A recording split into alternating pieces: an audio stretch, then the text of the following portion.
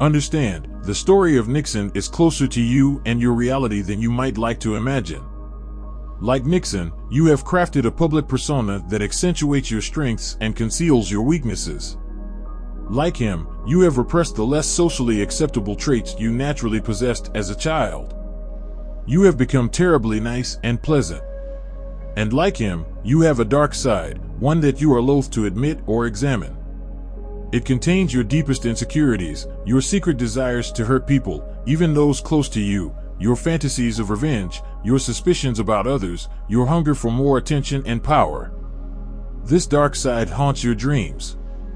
It leaks out in moments of inexplicable depression, unusual anxiety, touchy moods, sudden neediness, and suspicious thoughts. It comes out in offhand comments you later regret. And sometimes, as with Nixon, it even leads to destructive behavior. You will tend to blame circumstances or other people for these moods and behavior, but they keep recurring because you are unaware of their source. Depression and anxiety come from not being your complete self, from always playing a role. It requires great energy to keep this dark side at bay, but at times unpleasant behavior leaks out as a way to release the inner tension. Your task as a student of human nature is to recognize and examine the dark side of your character. Once subjected to conscious scrutiny, it loses its destructive power. If you can learn to detect the signs of it in yourself, you can channel this darker energy into productive activity. You can turn your neediness and vulnerability into empathy. You can channel your aggressive impulses into worthwhile causes and into your work. You can admit your ambitions, your desires for power, and not act so guiltily and stealthily. You can monitor your suspicious tendencies and the projection of your own negative emotions onto others. You can see that selfish and harmful impulses dwell within you as well, that you are not as angelic or strong as you imagine. With this awareness will come balance and greater tolerance for others. It might seem that only those who project continual strength and saintliness can become successful, but that is not at all the case. By playing a role to such an extent, by straining to live up to ideals that are not real, you will emit a phoniness that others pick up. Look at great public figures such as Abraham Lincoln and Winston Churchill. They possessed the ability to examine their flaws and mistakes and laugh at themselves. They came across as authentically human, and this was the source of their charm. The tragedy of Nixon was that he had immense political talent and intelligence, if only he had also possessed the ability to look within and measure the darker sides to his character.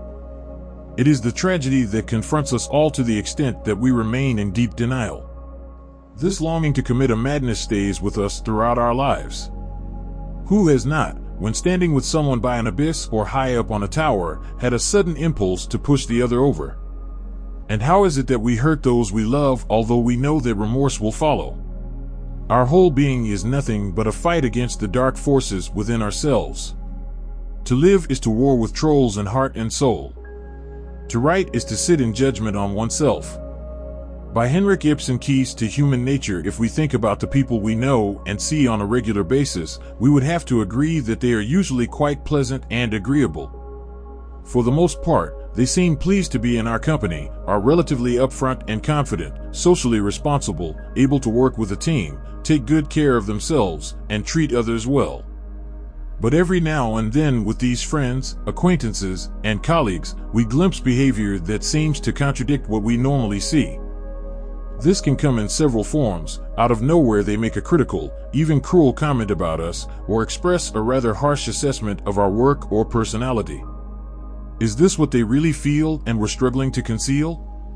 For a moment they are not so nice. Or we hear of their unpleasant treatment of family or employees behind closed doors. Or out of the blue they have an affair with the most unlikely man or woman, and it leads to bad things. Or they put their money in some absurd and risky financial scheme. Or they do something rash that puts their career in jeopardy. Or we catch them in some lie or manipulative act.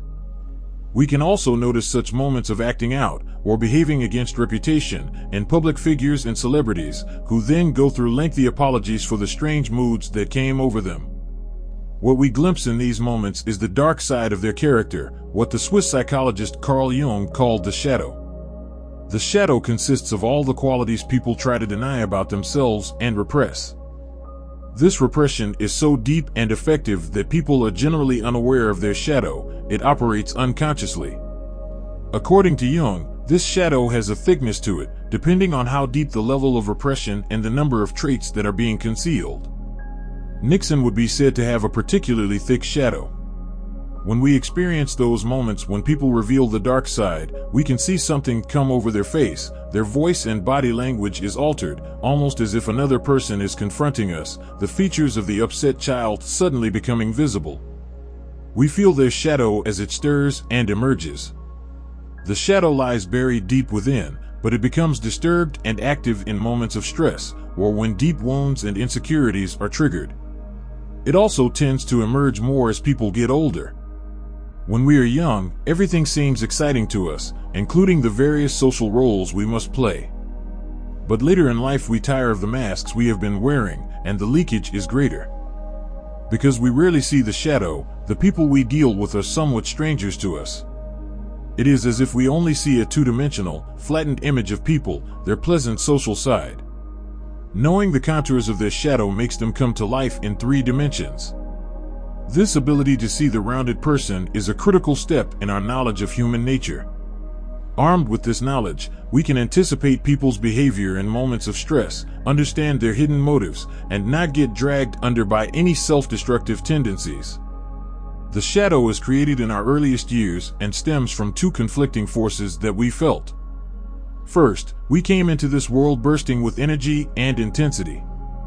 We did not understand the difference between acceptable and unacceptable behavior. We only experienced natural impulses. Some of these impulses were aggressive. We wanted to monopolize our parents' attention and receive much more of it than our siblings. We experienced moments of great affection, but also powerful dislikes and hatreds, even of our parents for not meeting our needs. We wanted to feel superior in some way and appreciated for it, in appearance, strength, or smartness.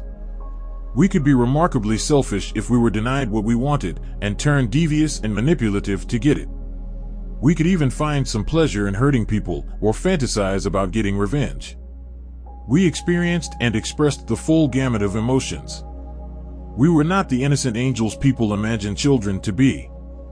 At the same time, we were completely vulnerable and dependent on our parents for survival. This dependence lasted for many years. We watched our parents with eagle eyes, noting every signal of approval and disapproval on their faces. They would chastise us for having too much energy and wish we could sit still. They sometimes found us too willful and selfish.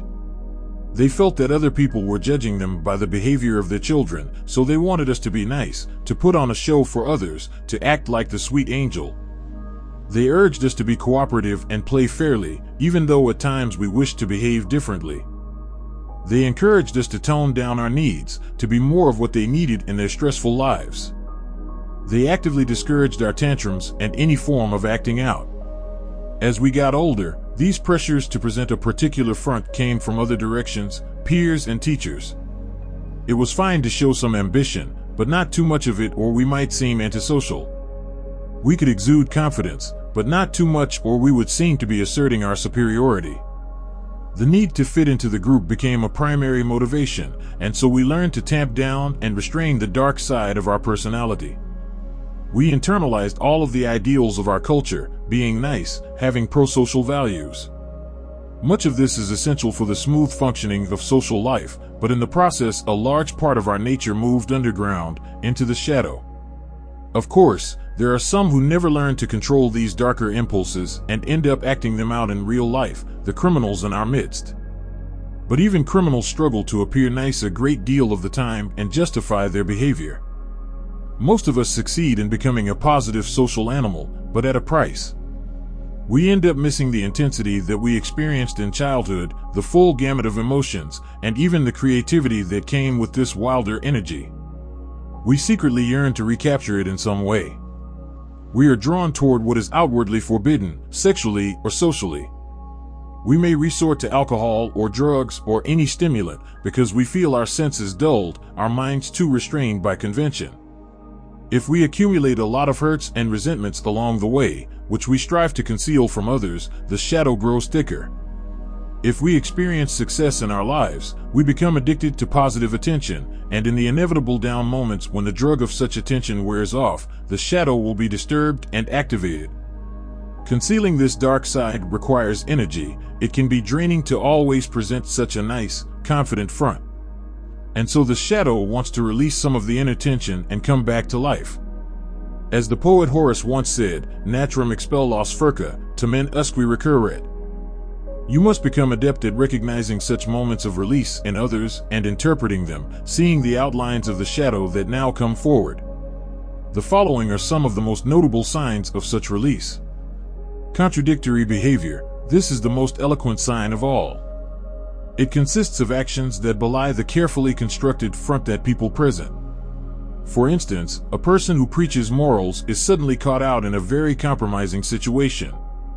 Or someone with a tough exterior reveals insecurities and hysteria at the wrong moment. Or a person who preaches free love and open behavior suddenly becomes quite domineering and authoritarian. The strange, contradictory behavior is a direct expression of the shadow.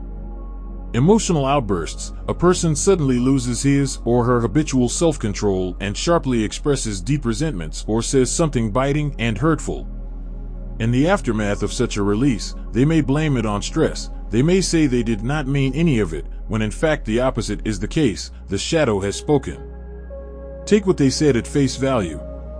On a less intense level, people may suddenly become unusually sensitive and touchy. Some of their deepest fears and insecurities from childhood have somehow become activated, and this makes them hyper-alert to any possible slight and ripe for smaller outbursts. Vehement denial. According to Freud, the only way that something unpleasant or uncomfortable in our unconscious can reach the conscious mind is through active denial. We express the very opposite of what is buried within. This could be a person fulminating against homosexuality when in fact he or she feels the opposite. Nixon engaged in such denials frequently, as when he told others, in the strongest terms, that he never cried, or held grudges, or gave in to weakness, or cared what people thought of him. You must reinterpret the denials as positive expressions of shadow desires.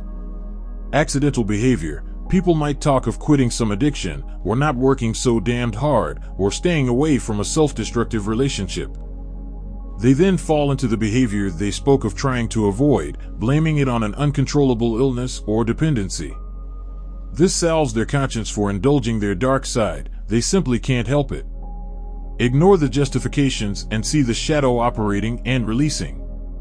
Also remember that when people are drunk and behave differently, often it is not the alcohol that is speaking but the shadow. Over-idealization. This can serve as one of the most potent covers for the shadow.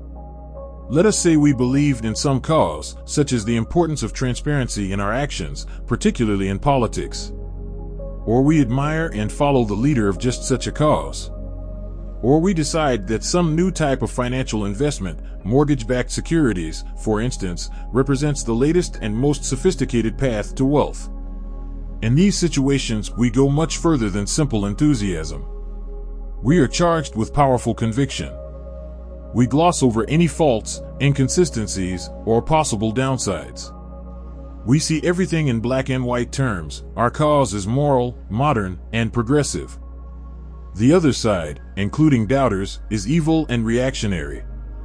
We now feel sanctioned to do everything for the cause: lie, cheat, manipulate, spy, falsify scientific data, get revenge. Anything the leader does is justified. In the case of the investment, we feel justified in taking what normally would be seen as great risks, because this time the financial tool is different and new, not subject to the usual rules. We can be as greedy as we like without worrying about the consequences. We tend to be dazzled by the strength of people's convictions and interpret excessive behavior as simply overzealousness. But we should look at it in another light. By over-idealizing a cause, person, or object, people can give free rein to the shadow. That is their unconscious motivation. The bullying, the manipulations, the greed that comes out for the sake of the cause or product should be taken at face value, the overly strong conviction providing simple cover for repressed emotions to play themselves out. Related to this, in arguments people will use their powerful convictions as a perfect way to disguise their desires to bully and intimidate. They trot out statistics and anecdotes to buttress their case, then proceed to insult or impugn our integrity. It's just an exchange of ideas, they say. Pay attention to the bullying tone, and do not be fooled. Intellectuals might be subtler. They will lord it over us with obscure language and ideas we cannot decode, and we are made to feel inferior for our ignorance. In all cases, see this as repressed aggression finding a way to leak out. Projection. This is by far the most common way of dealing with our shadow, because it offers almost daily release. We cannot admit to ourselves certain desires, for sex, for money, for power, for superiority in some area, and so instead we project those desires onto others. Sometimes we simply imagine and completely project these qualities out of nothing in order to judge and condemn people. Other times we find people who express such taboo desires in some form, and we exaggerate them in order to justify our dislike or hatred. For instance, we accuse another person in some conflict of having authoritarian desires. In fact, they are simply defending themselves. We are the ones who secretly wish to dominate, but if we see it in the other side first, we can vent our repressed desire in the form of a judgment and justify our own authoritarian response.